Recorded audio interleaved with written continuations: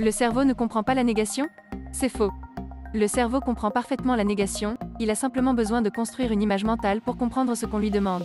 Beaucoup de formateurs et de coachs mal informés répètent à tour de bras cette ineptie. Leur truc de prédilection, c'est de vous demander de ne pas penser à un éléphant rose. Et chose extraordinaire, vous pensez à un éléphant rose. Pour le coup, ça les arrange bien que vous pensiez à ce foutu éléphant.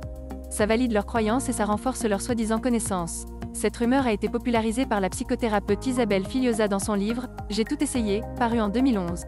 Dans son ouvrage, elle explique que le cerveau des enfants ne traiterait pas bien la négation, car 2 étapes selon elle trop complexes pour eux, sont nécessaires.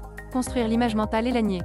Ce qui revient à penser ou à croire, que si un adulte dit à un jeune enfant « ne fais pas ça », son cerveau comprendra « fais-le ».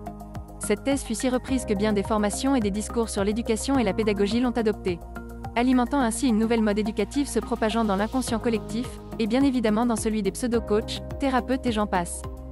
Finalement, pour bien saisir ce phénomène, gardez à l'esprit que votre cerveau a besoin de construire l'image mentale de ce qu'il ne doit pas faire, pour ensuite comprendre que cette image qu'il vient de construire mentalement, ne doit pas être reproduite.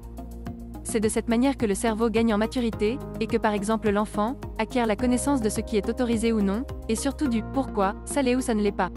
Vous avez donc saisi que votre cerveau comprend parfaitement la négation. Il a juste besoin d'imager pour accéder à cette compréhension et construire son expérience.